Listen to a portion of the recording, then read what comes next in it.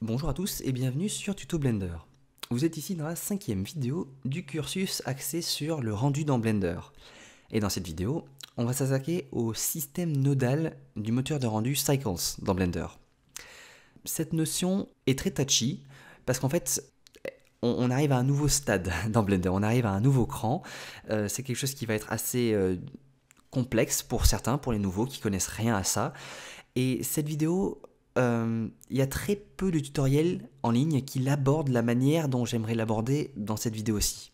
Donc voilà, là je vais être très théorique, je vais vous montrer comment fonctionne le système, et dans la prochaine vidéo, j'irai plus en profondeur et je vous expliquerai ce que chaque élément fait.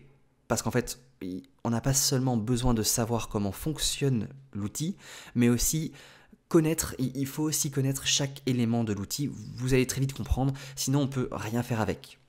Blender contient différents systèmes nodal déjà propres à lui. Déjà il va y avoir donc celui qu'on va aborder maintenant parce qu'on est dans le cursus du rendu dans Blender, donc c'est un système nodal axé sur le shading, donc faire des matériaux, donner une apparence à vos objets, que ce soit avec des textures, ou même juste avec des textures procédurales, ou même tout simplement juste de la couleur et de la réflexion. Mais Blender a aussi un système de composition d'images, et ce système de composition d'images a son propre système nodal à soi aussi, avec d'autres nœuds à l'intérieur, dans Blender. Et donc c'est un deuxième grand système nodal qui existe dans Blender. Et puis, enfin ça fait quelques mois maintenant, mais il y en a un autre qui fait beaucoup parler de lui dans la communauté, c'est les Animation Nodes qui sont sortis. Donc c'est un plugin que quelqu'un, j'ai oublié le nom, je suis vraiment désolé. Dès que je ferai un tuto dessus, ben, je citerai bien le nom de la personne. Mais c'est un adolescent ou un jeune homme qui a développé plein de nœuds super cool pour faire du motion design dans Blender. Et c'est juste très très vaste, et très complexe, très complet. Et donc voilà, c'est encore un autre très grand système nodal qui existe dans Blender. Tout ça pour dire que il n'y a pas qu'un seul système nodal qui existe, c'est juste un système, voilà, c'est une manière de faire, une manière de voir les choses. Et d'où cette vidéo où en fait je vous montre comment fonctionne en gros généralement le système avant de rentrer plus en détail sur ce que vous devriez connaître dans le système nodal pour pouvoir l'utiliser ensuite. Bref, sans plus tarder, on va s'y mettre. Et donc pour utiliser un système nodal dans Cycles, donc pour le shading, l'apparence de mon cube, il va falloir que j'y ajoute un matériau, que je crée déjà un matériau et que ensuite je trafique ce matériau, que je le modifie à l'aide du système nodal. Donc pour ça, on va aller dans le menu des matériaux qui est ici, et on va cliquer sur New. Donc là, de base, on a plein de différentes options qui sont apparues en dessous ici dans le sous-panneau, et bah, je vous coupe de suite pour les débutants, ça, ce n'est pas le système nodal. Ça, c'est juste une interface simplifiée qui va vous aider à faire une base de matériaux sur votre objet, mais ça, vous n'allez pas pouvoir aller très loin avec ça. Vous allez pouvoir faire des trucs assez décents, mais moi, ce qui m'intéresse, c'est de vous amener à un niveau plus loin que ça et de pouvoir vous donner beaucoup plus de contrôle sur ce que vous voudriez donner comme apparence à votre cube. Alors, en fait, en soi, je devrais normalement commencer par vous expliquer ça et puis faire la passerelle avec les nœuds derrière. Le problème, c'est que j'arrive à un stade dans mes vidéos, dans mes tutoriels sur ma chaîne, où il m'est de plus en plus difficile de savoir dans quel ordre aborder les outils pour pas trop vous embrouiller.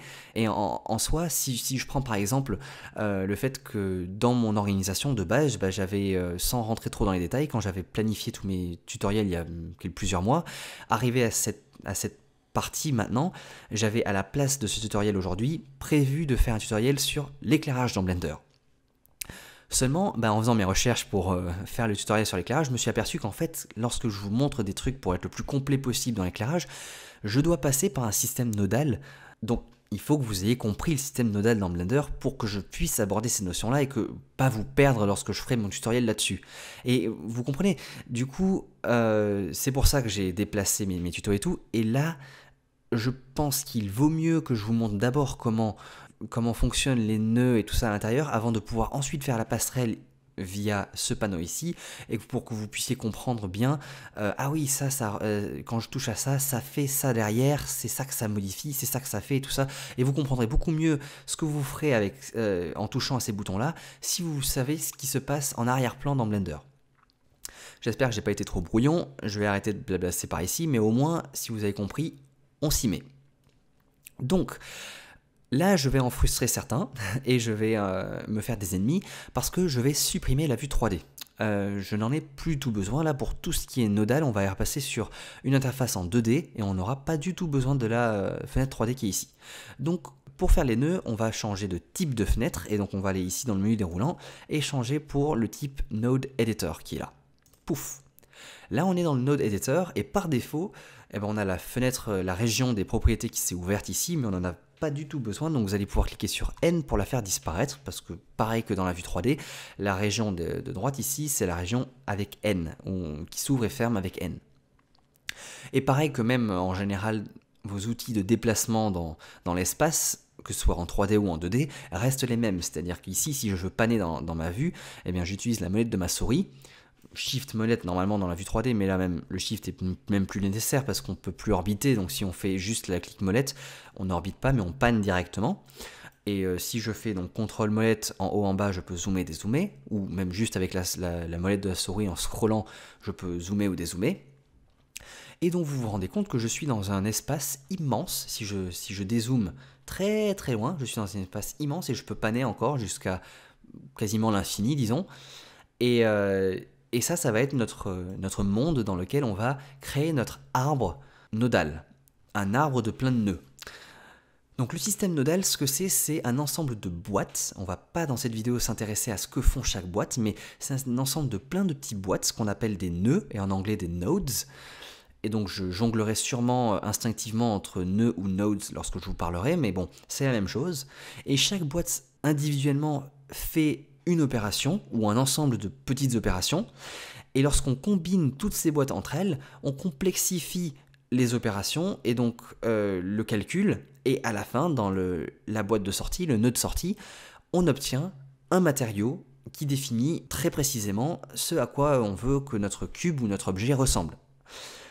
Voilà, ça c'est le principe vraiment basique, je ne peux pas faire plus simple. Donc un ensemble de boîtes, chaque boîte fait une opération et lorsqu'on les relie de manière intelligente et logique entre elles, on complexifie le calcul et les opérations pour qu'à la fin on obtienne quelque chose de plus fini, de plus abouti comme matériau.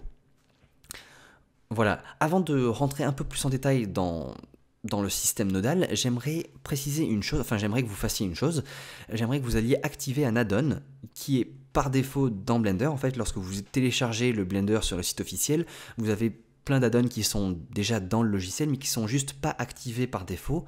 Parce que si vous activez tout, bah, ça prendrait des plombes à charger lorsque vous lanceriez le logiciel. Donc il y en a plein qui sont désactivés, mais qui sont là quand même, vous les avez avec vous. Donc pour ça, vous allez aller dans File, et dans User Preferences, alors ça déborde parce que j'ai la région d'enregistrement de mon ordi qui est plus petite, voilà. Et vous allez aller dans l'onglet Add-ons qui est ici et faire une recherche directement. Vous allez taper Node. Déjà juste avec Node, vous devriez trouver le Node Wrangler qui est là. Donc il est peut-être fermé ici pour vous, mais vous avez une petite boîte qui s'appelle Node Wrangler et vous devez checker cette petite checkbox qui est ici. Donc c'est un add-on qui a été développé par les auteurs Bartek Krupa, Greg Zal, Sébastien Koenig et Christian Brinksman. Je suis vraiment désolé si j'ai torturé leur nom, mais ce sont des grands noms de développeurs pour Blender. En tout cas, ils font plein de gros trucs. Ce sont même des développeurs à temps plein de temps en temps lorsqu'ils ont un contrat, tout ça, mais ils font beaucoup de trucs pour Blender et voilà, leur add-on Node Wrangler est juste essentiel lorsqu'on utilise un système nodal dans Blender parce qu'il permet d'activer plein de raccourcis en fait pour se simplifier la vie lorsqu'on utilise les nœuds. Et en fait c'est tellement complet, enfin pas complet mais tellement bien que n'importe quel tutoriel, ou en tout cas une très très grande partie du tutoriel sur internet, dès que le tuteur, enfin le type qui fait le tutoriel rentre dans un système nodal, et ben il annonce directement ah bah j'ai activé le Node Wrangler, ou veuillez activer le Node Wrangler pour suivre mon tutoriel. Et quasiment tout le temps, donc en fait, moi, même quand j'ai appris à utiliser les nœuds, il y a de ça longtemps maintenant, et ben je me suis directement mis à utiliser le Node Wrangler sans me poser de questions. Et donc maintenant, depuis toutes ces années où j'utilise ça, il y a plein de raccourcis clavier que j'utilise et que je ne sais pas si ils y sont par défaut dans Blender sans Node Wrangler ou si c'est Node Wrangler qui les a ajoutés. Donc en fait, je saurais même pas vous dire ah oui vous faites ça et ça c'est parce que vous avez le Node Wrangler d'activer ou non ou comme ça. Donc voilà, autant l'activer, il est là par défaut et l'utiliser. Maintenant, allons dans le vif du sujet encore plus parce qu'on y était déjà, mais allons encore plus dedans. Chaque nœud que vous avez ici, je vous ai dit, fait une opération. Et si on regarde pas trop en profondeur, mais généralement un nœud, comment il se compose, en soi vous allez avoir le titre du nœud qui est ici, et ça va se diviser en deux colonnes en fait. Vous allez avoir la colonne de gauche et la colonne de droite. Plus particulièrement les points d'entrée et les points de sortie. Et derrière, ce qu'il y a au centre, en fait, c'est soit indenté sur la droite, soit indenté sur la gauche, et ça signifie que ça c'est le nom du point qui est à droite, ou ça c'est le nom du point qui est à gauche. Ça c'est comment se compose un nœud. En général, vous avez soit l'un, soit l'autre, soit les deux, mais vous allez avoir des entrées et ou des sorties. Maintenant, si on observe bien ces entrées et ces sorties, déjà rien que dans le nœud par défaut de diffuse qui est ici, on va avoir les différentes couleurs, parce qu'il y a un code couleur à respecter, donc il va y avoir les différentes couleurs de nœuds, n'importe quoi, les différentes couleurs d'entrée et de sortie qu'on peut avoir. C'est-à-dire qu'on va avoir du jaune, du gris, du violet et du vert. Donc les entrées vertes vont dans les entrées vertes, les entrées jaunes vont dans les entrées jaunes, ainsi de suite, les sorties vertes vont dans les entrées jaunes, et bien sûr ce code couleur est à respecter. Mais il peut être parfois pas respecté ou modifié, c'est-à-dire qu'on pourrait avoir une sortie jaune qui rentre dans une entrée grise, je suis désolé, je me mélange dans les couleurs, parce qu'en fait, les couleurs là signifient pas seulement ah ouais ça peut rentrer là-dedans, derrière ça a une autre signification, ça veut dire que si c'est vert, vraiment j'ai du problème avec les couleurs, si c'est vert ça signifie qu'on parle de shader, et donc le shader c'est j'ai pas envie de dire matériau parce qu'en fait on est en train de faire un matériau avec tout l'arbre nodal, mais un shader c'est un shader. Un shader c'est un shader, vous allez comprendre dans la vidéo prochaine ce qu'est un shader. Mais donc les entrées et sorties vertes seront des liaisons de shader. Lorsque on sera sur du jaune, on sera sur de la couleur. Si on est sur du gris, on est sur des données numériques. Et si on est sur du violet, on est sur des vecteurs. Alors en soi, si on prend la couleur c'est 3 données numériques. C'est des données numériques de rouge, de vert et de bleu. Donc en soi, une entrée jaune peut être rentrée dans une entrée violette, non, grise, toujours pas violet, c'est gris, parce que le gris c'est pour du numérique. Et ainsi de suite, en fait, de cette manière, vous voyez que des fois, vous allez pouvoir tricher dans les couleurs. Tricher, c'est pas vraiment de la triche, mais vous allez vite comprendre, il y a une certaine logique à avoir derrière, mais il est bien de connaître ces définitions-là. Le vert, c'est pour les shaders, le violet pour les vecteurs, le jaune pour les couleurs et le gris pour les données numériques. Voilà, c'est une base à apprendre bien. Maintenant qu'on a fini de détailler globalement un nœud, on va pas rentrer beaucoup plus en détail dans les nœuds. Même pas du tout plus en détail dans les nœuds. On va rien faire de plus. Vous allez voir beaucoup plus en profondeur ce que font chaque nœud dans la vidéo prochaine. Là, on va se concentrer sur les types de nœuds qu'il peut y avoir. Donc si je fais Shift A, rappelez-vous, c'est le même raccourci que vous avez dans la vue 3D pour rajouter n'importe quelle primitive de base. Là, vous allez pouvoir rajouter des nœuds avec ce même raccourci. Donc on reste sur une cohérence dans les raccourcis aussi. Donc Shift A pour ajouter des nœuds. Soit vous pouvez faire Search qui est en haut, le premier truc. Et Search vous permet d'afficher une barre de recherche. Et si vous connaissez déjà le nœud que vous allez utiliser, vous tapez là-dedans le nom du nœud et puis vous allez l'avoir très rapidement. Là, vous n'en êtes pas là, même très loin, vu que vous ne connaissez aucun nœud pour l'instant. Donc si on fait Shift A, on va avoir différents types de nœuds. Tout ça, vous avez les petites flèches à côté. À chaque fois, c'est des catégories qui vont vous permettre d'avoir accès à plein d'autres nœuds qui sont en dessous. Et là, ici, vous avez tous les nœuds d'input. Puis vous avez tous les nœuds d'output, les shaders, les textures, et ainsi de suite. J'ai envie d'avoir de la place et de faire ça ici. Donc, les catégories de nœuds que vous allez avoir. Moi, je vais en distinguer 4 grandes. vous allez avoir input et output que je vais mettre ensemble, qui vont être donc les nœuds d'entrée et de sortie. Donc les nœuds d'entrée vont vous donner des valeurs, ça prend aucune valeur derrière en amont, c'est juste ça vous donne ces valeurs pour commencer, pour travailler avec. Les outputs, il y en a deux du coup, on en a vu un par défaut qui est ici, c'est le material output qui vous donne le truc de finale, et vous avez le lamp output, donc c'est pour de l'éclairage. Ensuite vous allez avoir, donc input et output sont un seul type que je vais nommer input-output, le type input-output, donc les types d'entrée ou de sortie de valeur. Ensuite, vous allez avoir les shaders, et les shaders uniquement, ça va être un type en soi de node, parce que les shaders vont vous donner accès à des nœuds de type de matériaux préfaits en fait, ou en soi, ce sont les briques qui vont vous aider à construire la base de votre matériau, vraiment. Ouais, je peux pas le dire mieux que ça. Ce sont les briques qui vont vous aider à construire la base de votre matériau, les shaders. Puis vous allez avoir les textures. C'est très explicite en fait, les textures, ça va être les différents types de textures que vous allez pouvoir utiliser pour donc soit des images que vous prenez d'ailleurs, soit pour faire des textures procédurales, mais alors ça c'est peut-être un terme un peu complexe pour certains d'entre vous, mais on verra ça dans une vidéo prochaine, les textures procédurales. Donc les textures, ça va être un autre type en soi.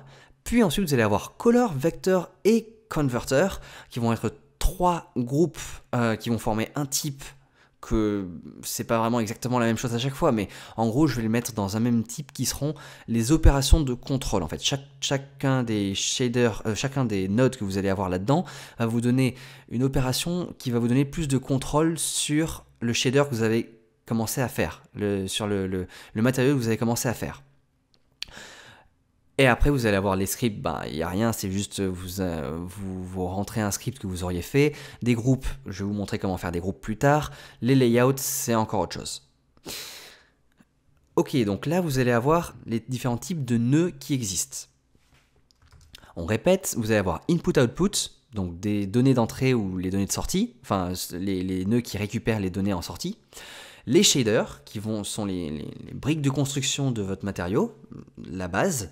Les textures, Color, Vector et Converter, qui seront des types de nœuds d'opérations de contrôle, enfin qui vont donner plus de contrôle sur l'arbre que vous aurez construit. Voilà. Maintenant, on va commencer à voir un peu comment on utilise un peu les nœuds, comment on travaille avec des nœuds. Voilà, comment on travaille avec des nœuds. Toujours sans rentrer dans ce que font chaque nœud, je vais faire des arbres qui ont ni queue ni tête et qui font rien, mais je vais déjà vous montrer certains types de choses. Déjà, en fait, ce que je vais faire ici, c'est que je vais vous montrer différents raccourcis clavier qui existent, soit via le node Wrangler, soit parce qu'ils sont dans Blender par défaut, mais je ne saurais pas faire la distinction desquels viennent avec Blender ou avec l'add-on. Bref, je vais quand même vous faire une liste de pas mal de raccourcis clavier pour manipuler vos nœuds.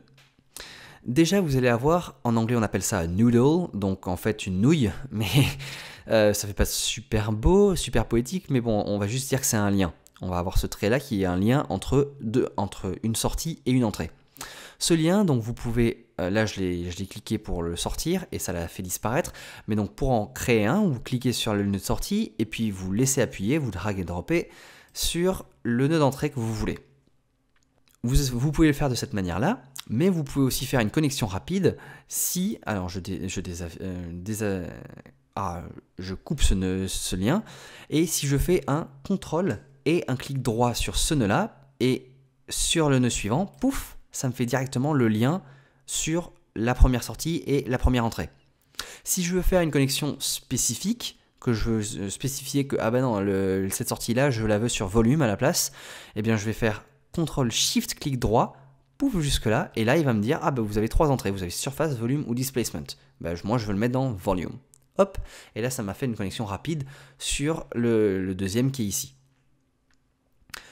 Ensuite, je vais vous faire quelques raccourcis ici, vous en aurez beaucoup plus, enfin vous en aurez plus au fur et à mesure des tutoriels. Ça sert à rien que je vous montre le raccourci par exemple, je peux vous le montrer, mais si je vous dis CTRL T, ça vous donne les nœuds qu'il faut pour les textures. Oui, mais vous savez pas ce que fait ce nœud et ce nœud, donc en fait ça sert à rien que je vous explique que ça vous fait apparaître 3 nœuds, mais vous savez pas lesquels c'est. Donc ce genre de raccourci clavier là, je vous en parlerai au fur et à mesure quand ce sera utile en fait, quand on arrivera à ce stade-là. Donc là, je supprime ces 3 nœuds et je vais vous montrer autre chose. Donc on a dit qu'avec CTRL-clic droit, pouf, je pouvais faire un lien ici. Et donc le lien qui est là, je vais pouvoir le supprimer, enfin le casser si, comme je l'ai fait tout à l'heure, je clique sur le nœud d'entrée et je le déplug, je l'enlève, et seulement sur le nœud d'entrée, parce que si je le fais sur le nœud de sortie qui est ici, en fait c'est comme si je crée un nouveau lien et qu'en fait je veux brancher ce nœud là en entrée de la surface et du volume. Oui, on peut avoir plein de sorties différentes, parce que c'est une valeur qui est ici, cette valeur je peux l'utiliser dans différents nœuds ou ailleurs, à plein de différents endroits, alors qu'une entrée, ça peut prendre qu'une seule valeur, que d'un seul truc. Si je fais Shift D, ça c'est un autre raccourci clavier, donc c'est le même que dans la vue 3D, je peux dupliquer mes nœuds, et si je fais un Shift D pour dupliquer mon nœud et que je prends cette sortie qui est ici, je peux pas la mettre, enfin je peux la mettre dans cette entrée, mais du coup ça supprime l'entrée précédente, parce qu'il ne peut y avoir qu'une seule entrée, enfin qu'une seule valeur en entrée. Voilà, et donc si je veux supprimer les différents liens que je viens de faire ici, pour ça, il va juste falloir que je fasse un CTRL-clic gauche, pouf, et là je supprime tous les nœuds qui étaient sous mon couteau en fait. Ma souris devient comme un couteau. Donc là je refais mon nœud. Si je fais CTRL-clic droit, si ma souris se transforme en couteau, je laisse appuyer, je drague au-dessus de mon lien, et quand je lâche, pouf, ça le supprime. Ça c'est pour supprimer les liens. Et comme je l'ai dit, donc je vais dupliquer, Shift D, je vais dupliquer le nœud de sortie qui est ici, et je vais en faire plusieurs. Donc en fait maintenant je peux lier ma sortie qui est là à différentes entrées, à plein d'entrées différentes, et donc ça fait plein de liens. Si je veux, je peux même faire le lien ici, je peux même faire le lien là, et donc voilà. Et donc on a un point duquel sortent plein de traits qui peuvent aller n'importe où dans plein d'autres nœuds, et parfois ça fait trop de nœuds, et donc ça encombre, on a des arbres qui sont très très chargés, et donc si on veut organiser un peu notre vue, et pas avoir trop de fils qui partent dans tous les sens et qui nous perdent, on peut créer des points de reroute, je sais pas en fait comment on appelle ça en français, mais comme des carrefours, des intersections. Et pour ça, au lieu de faire CTRL et drag sur les liens, on va faire Shift et je drague un trait par-dessus, pouf, et là ça dit ah ouais, je vois qu'ils sont tous liés au même point qui est ici. C'est comme si je dupliquais ce point, je le mettais là, et que je faisais un seul trait qui est ici. Dans ce cas-là, ce point-là, je peux faire G pour le déplacer, et je peux le mettre où je veux, par exemple ici, et dans ce cas-là, les traits sont beaucoup plus courts, et ici je garde juste quelque chose d'assez propre avec juste un trait qui les connecte. Ça c'est autre chose que je peux faire. Oups, et alors le reroute, après je peux retirer d'autres nœuds pour les mettre ailleurs. Donc je ne peux pas juste cliquer pour le déplacer, il faut que je fasse G pour ensuite pouvoir le déplacer quand je veux dans mon espace 2D. Ensuite, il est possible que je veuille supprimer des nœuds qui ne me servent à rien. Donc imaginons, bon là je supprime ces deux trucs là. Donc là j'ai ce nœud là qui sert à rien, et celui-là qui est connecté à rien, qui sert à rien non plus. Donc là ce que je vais faire, c'est que je vais faire A pour tout désélectionner, et faire Alt X. Et là, il va me dire Delete Unused Nodes. Donc en fait, il va chercher dans tout mon arbre les nœuds qui ne sont pas utilisés, qui ne servent à rien, et il va les supprimer. Pouf. Et donc là, il delete celui-ci, tout simplement parce que ça, c'est un Material Output, c'est un nœud particulier, c'est un nœud de sortie. Donc il considère que forcément, il est utile, il est actif, parce qu'en fait, c'est de là qu'il va considérer qu'il y a mon matériau final. Mais je peux le supprimer en cliquant sur X, tout simplement. Donc, on a vu que dupliquer un nœud, c'était Shift D, mais si, donc, ah oui, tout à l'heure, je vous ai montré CTRL T, ça faisait apparaître des nœuds, vous ne savez pas à quoi ça sert, mais bon, on s'en fiche, c'est pour vous montrer une autre chose. Là, je vais pouvoir faire une duplication de ce node-là, du diffuse, mais en gardant la connexion vers le color, parce qu'en fait, ici, j'ai envie de garder cette couleur qui vient de là, cette valeur qui est ici, et j'ai envie de dupliquer, d'avoir deux nœuds comme celui-là, mais qui prennent en entrée la même couleur, et au lieu de relier après, au lieu de faire un Shift D ici et de devoir cliquer là-dessus et de le remettre là-dedans, ou même tout simplement de faire CTRL clic droit ici pour le lier, et ben je peux supprimer ce nœud là, cliquer là-dessus et faire CTRL SHIFT D. Et là, en fait, ce CTRL SHIFT D, c'est un raccourci qui est utile aussi pour le logiciel qu'il utilise pour faire les captures de vidéo. Donc ça ne marche pas. Bon, eh ben, croyez-moi sur parole, vous pouvez faire CTRL SHIFT D pour en dupliquer ce nœud et avoir gardé cette connexion en entrée. En fait, je ne peux pas vous le montrer parce que lorsque je fais le raccourci clavier, il y a Camtasia, c'est le logiciel que j'utilise pour enregistrer. CTRL SHIFT D, apparemment, c'est un raccourci qui lui permet de faire, je sais pas quoi, dessiner ou faire des trucs pendant que j'enregistre. Donc, du coup, ça met la priorité sur Camtasia plutôt que sur Blender. Bref, croyez-moi sur parole, il y a ce raccourci qui existe et ça fait un truc plutôt cool. Et enfin, vous allez aussi pouvoir faire... Alors, ce que je vais faire, c'est que celui-là, je vais le supprimer. Hop. Et ici, je vais rajouter, je sais pas moi, un nœud, n'importe quel nœud ici. Et donc, imaginons que j'ai créé ce nœud. Et je l'ai fait très vite, mais si vous avez vu, je l'ai pris dans Color. Donc Color, je vous ai dit que c'était le type des opérations de contrôle. Donc ça, c'est un nœud qui ne sert pas à la construction de base de mon shader. C'est juste pour avoir plus de contrôle sur le shader que je suis en train de faire. Et donc, imaginons que je l'ai mis là, mais qu'en fait, j'en ai plus besoin et que je ne le veux pas. Mais j'aimerais bien garder cette connexion entre Image Texture et Diffuse Texture. En fait, ça passe de là à là, mais j'aimerais supprimer le nœud qui est au milieu. Et j'ai pas envie de faire supr, parce que si je fais juste sup, enfin avec X, je perds la connexion qui est au milieu. Donc CTRL Z. Je vais faire CTRL X, et en fait ça va me permettre de supprimer le nœud et de garder la connexion qu'il y avait au milieu entre les deux. Ça c'est plutôt pratique. Et si je fais CTRL Z encore une fois, je peux me dire que en fait je suis pas sûr d'en avoir besoin, mais j'aimerais voir ce que ça fait sans et avec et sans. Et dans ce cas-là, on peut le mute, on peut le désactiver entre guillemets en appuyant sur M, parce que j'ai dit que c'était mute. Donc si vous appuyez sur M, on voit qu'il passe en rouge et qu'on voit une sorte de lien rouge qui se fait entre son entrée et sa sortie en interne, et qui dit que là, ce nœud-là ne sera plus pris en compte, et que en fait ça va juste lier de la color qui est ici à la color qui est là. Voilà. Bon, j'espère que ça c'est clair aussi. Et comme vous le voyez, les nœuds seront en général, les arbres de nœuds qu'on va faire, le système nodal va souvent s'étaler en longueur. Ça dépend des systèmes nodaux. Dans d'autres logiciels, si on prend Nuke par exemple, ce sera plutôt de la verticale, parce que les entrées seront en haut et les sorties seront en bas. Dans Houdini, c'est pareil, je pense, les entrées sont en haut et les sorties sont en bas. Donc il y a pas mal d'arbres qui se font en verticale, et ça, ici, ça se fait en horizontal. Donc la manière qu'on doit voir et visualiser comment fonctionne notre shader, c'est qu'on part des données qui sont ici en entrée, enfin c'est la sortie des nodes, mais c'est pour nous une entrée, et de là, ça va faire cette opération, puis ça va faire cette opération, puis cette opération, puis cette opération, et enfin, on arrive à la sortie où on a le cumul de tout ce qu'il y avait avant, et ça nous donne un matériau final. J'espère que c'est assez clair, lisible. Moi, j'aurais bien voulu avoir un tutoriel comme celui-ci pour m'expliquer vraiment la base de ce que c'est que le système nodal. Donc à partir d'ici, je vais commencer à vous détailler dans les prochains tutoriels, dès le prochain tutoriel, plus spécifiquement ce que font chaque node, et en fonction du sujet du tutoriel, si on parle des textures procédurales, je vous parlerai des textures procédurales, enfin des nœuds de textures procédurales ici, pouf, qu'on peut avoir. Et si on parle d'autres choses, je vous montrerai les nœuds qui sont liés à ce qu'on est en train de faire. Et voilà, et au fur et à mesure, vous connaîtrez un maximum de nœuds et vous saurez comment faire usage de ce système nodal. Parce que là, vous avez compris, enfin j'espère en tout cas, si le tuto a bien été fait, vous avez compris comment fonctionne le système nodal, mais vous ne savez pas pour autant comment en faire quelque chose de bien, une bonne texture, par exemple, enfin un bon matériau pour votre cube.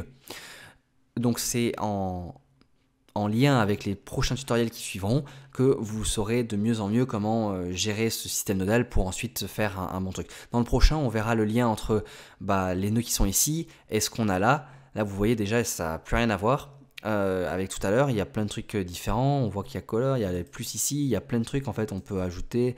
Il y a plein de nouveaux boutons qui sont apparus, ça a complètement changé par rapport à ce qu'on avait au début. Tout ça parce que ça a changé derrière en interne avec tous ces nœuds qui sont là. En tout cas, j'espère, le principal truc, c'est que je ne vous ai pas perdu et que vous avez bien compris comment fonctionne tout le système. N'hésitez toujours pas à me poster des questions et tout dans les commentaires, il y en a de plus en plus qui le font et j'essaie de répondre au maximum. Voilà. Comme d'hab, merci pour votre soutien et je vous retrouve le mois prochain. Ciao!